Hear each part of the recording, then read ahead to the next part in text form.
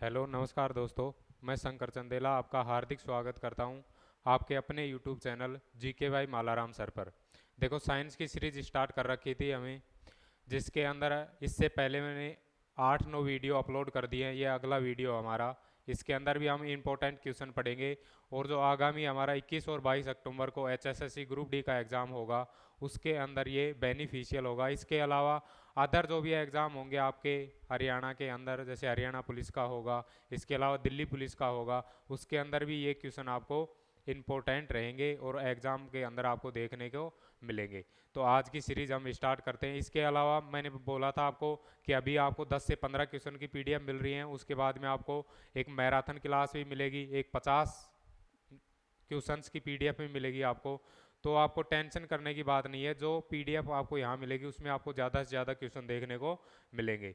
तो आज स्टार्ट करते हैं। आज की हम जो 10 क्वेश्चन लिए हैं हमने, तो आज का हमारा फर्स्ट क्वेश्चन है, आतिशबाजी में हरी ज्वाला उत्पन्न होती है। देखो, जो पटाखे हम छोड़ते हैं, पटाखों के अंदर भी जैसे हरा कलर भी आता है, लाल कलर भी आता है। तो उसके अंदर आपसे इस क्वेश्चन के अंदर तो पूछा है हरा कलर, हरी ज्वाला तभी तो आएगा जब हरा कलर रहेगा। हो सकता है अगले क्वेश्चन में आपसे पूछ ले कि लाल कलर या लाल ज्वाला किससे आती है। तो आप ध्यान रखोगे, जो हरी ज्वाला होती है या हरा कलर होता है, वो तो किसके कारण आता है? बेरियम के कारण आता है। किसके कारण आता है? बेरियम के कारण। और जो लाल कलर आता है वो किसके कारण आता है? स्ट्रोंशियम के कारण। किसके कारण आता है? स्ट्रोंशियम। तो आप ध्यान रखोगे, हरा कलर बेरियम के कारण, लाल कलर स्ट्रोंशियम के कारण। तो हमें ऑप्शन में दे रखा है सोडियम के कारण, पोटेशियम के कारण, बेरियम के कारण। तो हरा कलर किसके कारण आता है? बेरियम के कारण। तो हमारा आंसर कौन सा सही हो जाएगा? सी ऑप्शन हमारा क्या रहेगा? करेक्ट रहेगा, बेरियम के कारण। देखो अगले क्वेश्चन पे चलते हैं हम। सेकंड क्वेश्चन हमें दे रखा है, निम्नलिखित में से कौन से घटक हमारे भोजन में मुख्य पोषक तत्व हैं? तो आपको ध्यान रखना है, जो हमारा भोजन होता है उसके अंदर कार्बोहाइड्रेट भी होता है, ये भी मुख्य ही होता है। इसके अलावा सेकंड अगर हम बात करें, जो लिपिड होती है जिसे हम वसा बोलते हैं, लिपिड या वसा, ये भी क्या होती है? इम्पोर्टेंट होती है। थर्ड हमें दे रखा है प्रोटीन। प्रोटीन भी क्या होती है? हमारे भोजन के अंदर शामिल होनी चाहिए और हमारे शरीर के लिए क्या होती है? इम्पोर्टेंट होती है। फोर्थ अगर हम बात करें, विटामिन भी क्या होती है? हमारे शरीर के लिए इम्पोर्टेंट होती है। फाइव अगर हम बात करें कि खनिज लवण भी क्या होते हैं? हमारे शरीर के लिए महत्वपूर्ण होते हैं। तो आपको ध्यान रखना है, हमारे भोजन के अंदर कार्बोहाइड्रेट भी होना चाहिए, लिपिड भी होना चाहिए, प्रोटीन भी होनी चाहिए, विटामिन भी होना चाहिए और खनिज लवण भी होने चाहिए। तो ये सभी हमारे भोजन के अंदर सम्मिलित होनी चाहिए, तभी हमारा शरीर क्या रहेगा? स्वस्थ रहेगा। तो ये ध्यान रखना आपको। तो हमें ऑप्शन में क्या क्या दे रखा है? कार्बोहाइड्रेट, लिपिड और प्रोटीन, विटामिन और खनिज लवण। और डी ऑप्शन हमें क्या दे रखा है? ये सभी। तो हमारा करेक्ट आंसर कौन सा रहेगा? ए, ये सभी। क्योंकि ये जो ऊपर दिए गए हैं ये सभी हमारे भोजन में शामिल होने चाहिए। कार्बोहाइड्रेट भी शामिल होना चाहिए, लिपिड और प्रोटीन भी शामिल होना चाहिए, इसके अलावा विटामिन और खनिज लवण भी शामिल होने चाहिए। इसके अलावा अगर मैं बता दूं आपको कि जो कार्बोहाइड्रेट होता है, अगर आपसे पूछा जाए कि 1 ग्राम कार्बोहाइड्रेट से कितनी ऊर्जा मिलती है हमें, तो 1 ग्राम कार्बोहाइड्रेट से हमें 4 किलो कैलोरी ऊर्जा मिलती है। कितनी मिलती है? 4 किलो कैलोरी ऊर्जा मिलती है। इसके अलावा अगर हम वसा की बात करें कि जो वसा होती है उससे कितनी मिलती है, इसके अलावा प्रोटीन से हमें कितनी मिलती है, तो अगर प्रोटीन मिल जाए आपको कि 1 ग्राम प्रोटीन से हमें कितनी ऊर्जा मिलती है, तो वो मिलती है 4.1 किलो कैलोरी। इसके अलावा आपको मिल जाए कि 1 ग्राम जो लिपिड दे रखी है वसा से हमें कितनी एनर्जी मिलती है, तो 1 ग्राम वसा से हमें मिलती है 9 किलो कैलोरी एनर्जी मिलती है। तो ये आपको ध्यान रखना है। 1 ग्राम कार्बोहाइड्रेट से तो हमें कितनी मिलेगी? 4। इसके अलावा 1 ग्राम प्रोटीन से हमें मिलेगी 4.1 किलो कैलोरी। इसके अलावा 1 ग्राम वसा से कितनी मिलती है? 9 किलो कैलोरी। इसके अलावा आपसे पूछ ले कि एक जो कैलोरी होती है, एक कैलोरी के अंदर कितने जूल होते हैं? तो ये भी आपको ध्यान रखना है। 1 कैलोरी के अंदर होता है 4.18 जूल होते हैं। कितने होते हैं? 4.18। लगभग इसको हम बोल देते हैं कि 4.2 जूल भी मिल सकता है आपको, क्योंकि 18 को लगभग कितना मान लेते हैं हम? 2 मान लेते हैं। तो अगर आपसे पूछा जाए कि 1 कैलोरी के अंदर कितने जूल होते हैं, तो 4.18 होता है एक्चुअल में तो, लेकिन लगभग कितना बोल देते हैं हम? 4.2। तो ये ध्यान रखना आपको कि हमारे जो भोजन होता है उसमें कार्बोहाइड्रेट, लिपिड, प्रोटीन, विटामिन और खनिज लवण सभी क्या होने चाहिए? थोड़ी थोड़ी मात्रा में उपस्थित होने चाहिए। आगे देखो, अगले क्वेश्चन पे चलते हैं। अगला क्वेश्चन हमें दे रखा है, सुपरसोनिक विमान उड़ाते हैं। जो सुपरसोनिक विमान होते हैं उनकी जो स्पीड होती है वो कितनी होती है? एक आपको ध्यान रखना है कि मैक संख्या होती है। क्या होती है? मैक संख्या। जिसमें क्या दिया जाता है? जो मैक संख्या रहेगी उसके अंदर ऊपर तो क्या आता है? वस्तु की स्पीड आती है। क्या आती है? वस्तु की स्पीड। और नीचे क्या आती है? जो हमारी ध्वनि की स्पीड होती है, ध्वनि की स्पीड। देखो अब सामने जो नीचे जो संख्या रहेगी वो तो क्या रहेगी? ध्वनि की स्पीड रहेगी। ऊपर क्या रहेगी? वस्तु की स्पीड। अगर इसका मान कितना आता है? 1 आता है। और 1 मान कब आएगा? जब ध्वनि की स्पीड और वस्तु की स्पीड दोनों क्या हो जाए? बराबर हो जाए, तब हमें मान क्या प्राप्त होगा? 1 प्राप्त होगा। और 1 से कम कब प्राप्त होगा? जब ध्वनि की स्पीड वस्तु की स्पीड से क्या हो जाए? ज़्यादा। या फिर हम बोले कि वस्तु की स्पीड ध्वनि की स्पीड से क्या हो जाए? कम हो जाए, तो हमें मान 1 से कम प्राप्त होगा। 1 से ज़्यादा कब प्राप्त होगा? जब वस्तु की स्पीड क्या हो जाएगी? ध्वनि की स्पीड से ज़्यादा हो जाएगी। तो मैक संख्या के आधार पर ये हम लगाते हैं कि अगर 1 होता है इसका मान, तो वस्तु की स्पीड ध्वनि की स्पीड के बराबर हो जाएगी। क्या हो जाएगी? वस्तु की स्पीड इक्वल ध्वनि की स्पीड, दोनों क्या हो जाएंगी?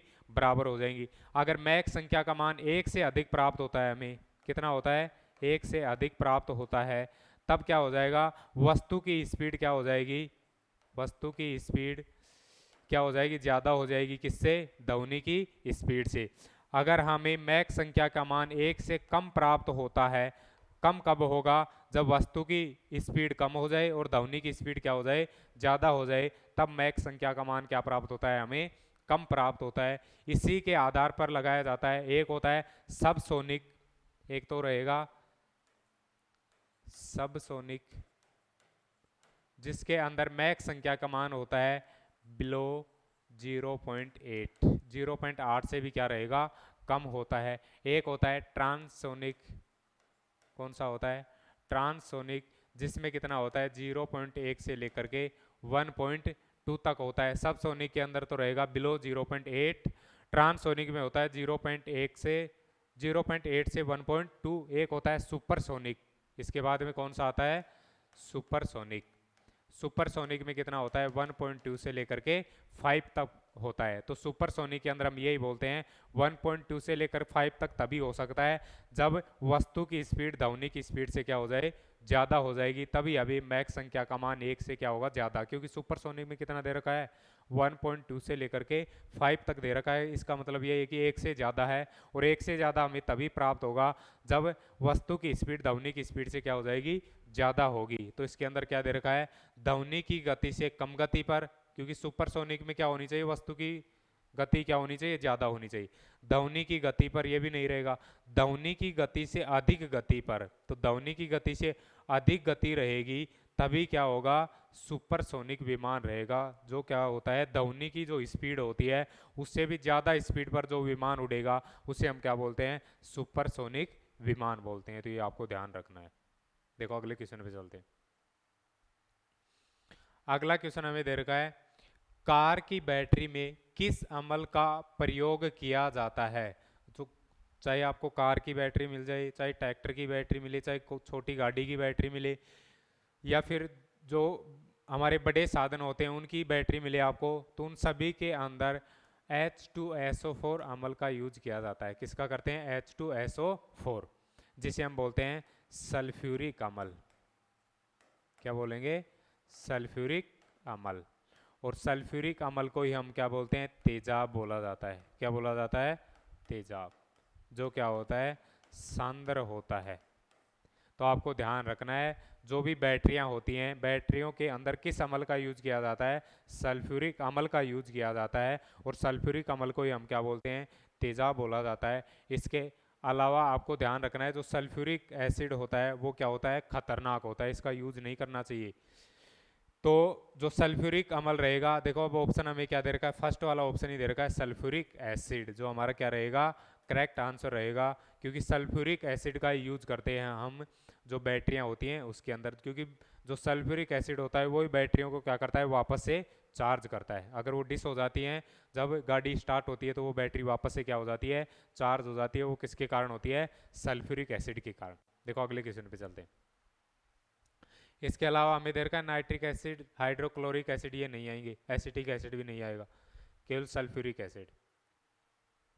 आगे देखो, पौधों में क्लोरोफिल प्रकाश ऊर्जा को परिवर्तित करता है। तो आपने सुना होगा जो हमारे प्लांट होते हैं, पौधे होते हैं, जो पेड़ पौधे होते हैं, उनकी जो पत्तियां होती हैं वो क्या करती हैं, प्रकाश संश्लेषण करती हैं, जिसे हम क्या बोलते हैं, फोटोसिंथेसिस की प्रोसेस। क्या बोलते हैं, फोटोसिंथेसिस। ये आपको ध्यान रखना है। जो प्लांट होता है उसकी पत्तियां क्या करती हैं, फोटोसिंथेसिस करती हैं। और फोटोसिंथेसिस की प्रोसेस, जो पत्तियों के अंदर क्या होता है, क्लोरोफिल होता है। क्या होता है, क्लोरोफिल होता है, उसके अंदर ये प्रोसेस होती है। और इसके अंदर क्या होता है, 6CO2 होता है, प्लस में 6H2O होता है। और क्या करते हैं हम, सूर्य का प्रकाश यूज करते हैं, सनलाइट चाहिए। फिर इसके बाद में क्या बनता है, C6H12O6 बनता है, प्लस में 6O2 बनती है। तो जो प्लांट होते हैं वो जो जड़ होती है उनसे तो वाटर क्या कर लेते हैं, एब्जॉर्ब करते हैं। कार्बन डाइऑक्साइड उनको एटमॉस्फेयर वातावरण से मिल जाती है।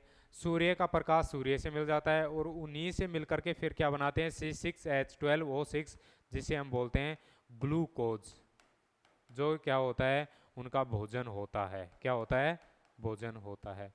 तो भोजन का निर्माण करेंगे। प्लस में क्या होती है, ऑक्सीजन आती है इस रिएक्शन में। और ऑक्सीजन का यूज फिर कौन करते हैं, हम करते हैं, क्योंकि प्लांट हमें क्या देते हैं, ऑक्सीजन देते हैं। तो यही ऑक्सीजन होती है जिसका हम यूज करते हैं। तो जो ये प्रोसेस होती है इसके अंदर देखो, जो सूर्य से ऊर्जा प्राप्त हो रही है वो तो कौन सी होती है, सौर ऊर्जा होती है। कौन सी होती है, सौर ऊर्जा होती है। और उससे हमें क्या मिलता है, ग्लूकोज या भोजन मिलता है। और भोजन को हम कौन सी बोलते हैं, रासायनिक ऊर्जा बोलते हैं। क्या बोलते हैं, रासायनिक ऊर्जा। तो फोटोसिंथेसिस की प्रोसेस में सौर ऊर्जा किस में चेंज हो रही है, रासायनिक ऊर्जा के अंदर चेंज होगी। अब देख लो, उष्मा ऊर्जा में भी चेंज नहीं होगी, रासायनिक ऊर्जा में चेंज होगी, क्योंकि पौधों में क्लोरोफिल प्रकाश ऊर्जा को परिवर्तित करता है।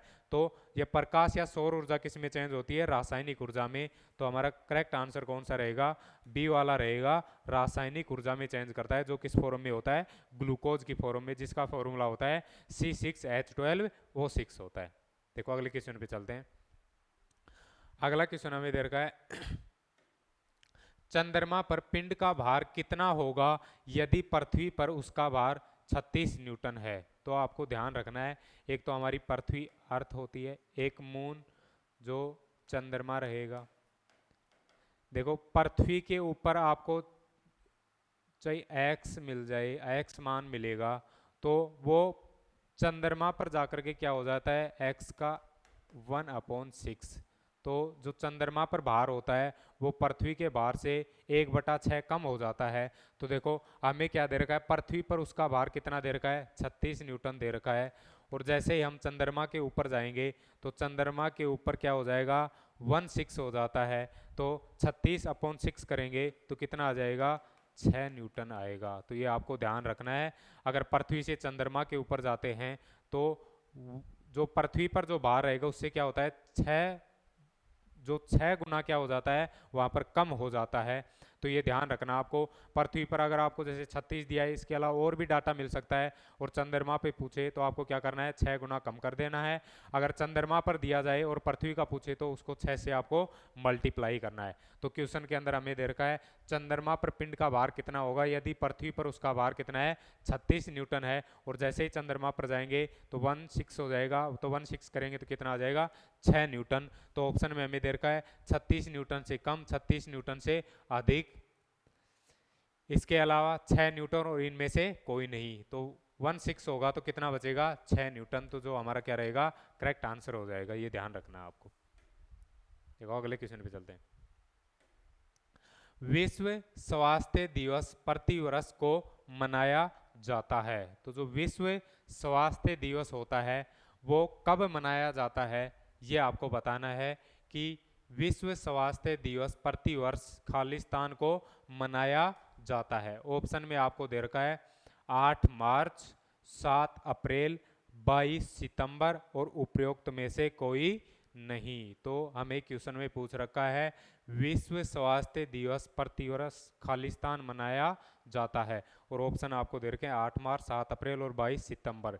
इस क्वेश्चन का आंसर आपको कमेंट बॉक्स के अंदर देना है कि 8 मार्च आएगा, 7 अप्रैल आएगा या 22 सितंबर आएगा, और इसका आंसर भी मैं आपको कमेंट बॉक्स के अंदर कमेंट करके बता दूंगा।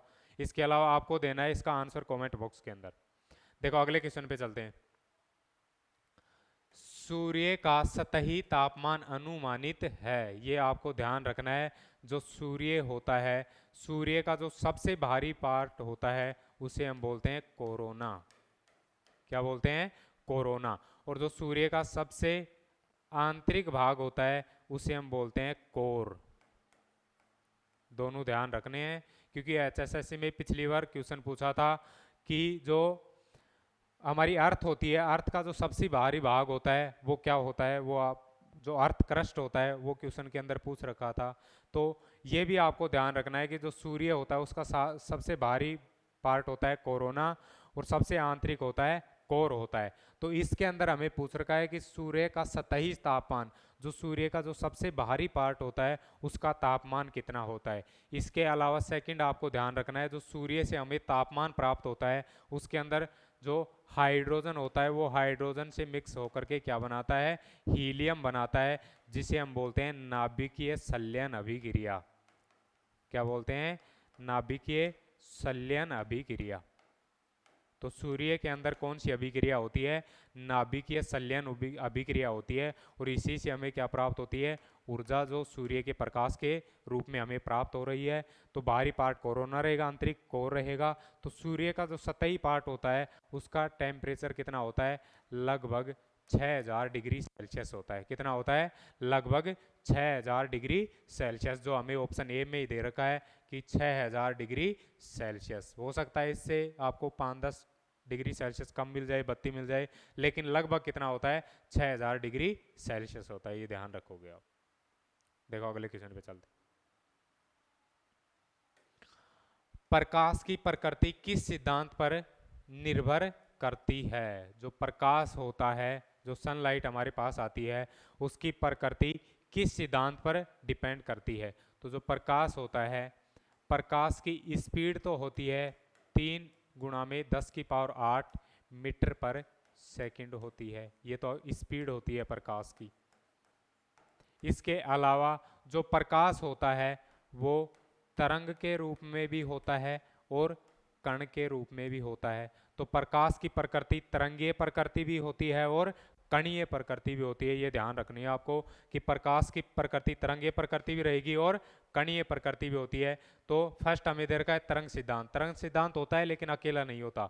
कण सिद्धांत भी होता है लेकिन अकेला नहीं होता, क्योंकि सी ऑप्शन में भी क्या दे रखा है? ए और बी दोनों। तो हमारा करेक्ट आंसर कौन सा हो जाएगा? ए व बी दोनों, क्योंकि जो प्रकाश होता है उसकी प्रकृति तरंगीय भी होती है और कणीय भी होती है। तो प्रकाश तरंग के रूप में भी आता है और कण के रूप में भी आता है, तो दोनों ही क्या होती हैं? साथ होती हैं। तो इसका करेक्ट आंसर रहेगा ए और बी दोनों। देखो अगले क्वेश्चन पे चलते हैं।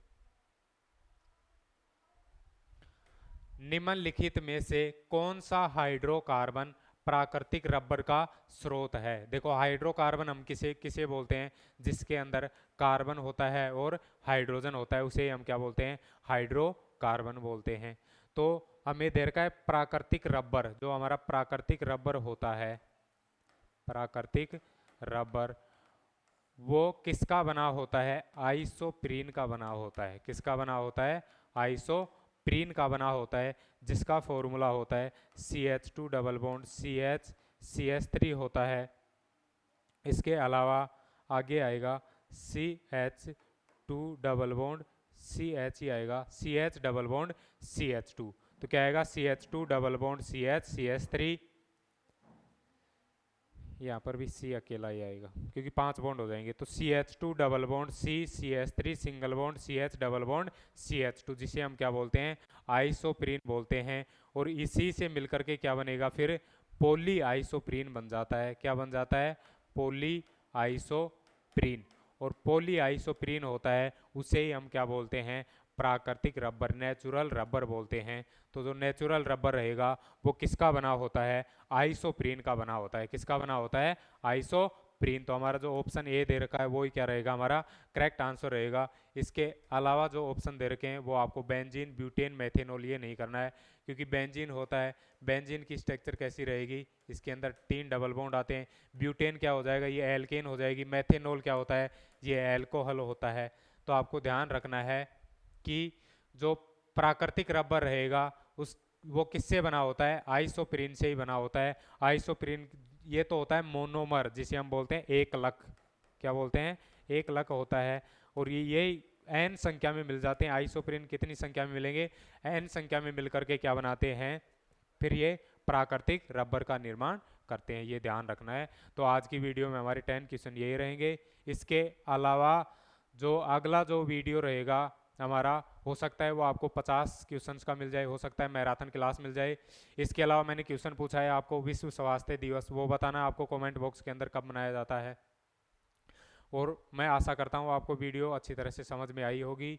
और इसके अलावा अगर आपको भी कोई टॉपिक में दिक्कत हो कि साइंस में वो टॉपिक नहीं समझ में आ रहा, तो उसके लिए भी आप कमेंट बॉक्स के अंदर कमेंट कर सकते हो, मैं आपको समझा दूंगा वो टॉपिक। इसके अलावा हमारे channel GK by Malaram sir को आपको ज़्यादा से ज़्यादा लाइक, शेयर और सब्सक्राइब करना है। Thank you so much.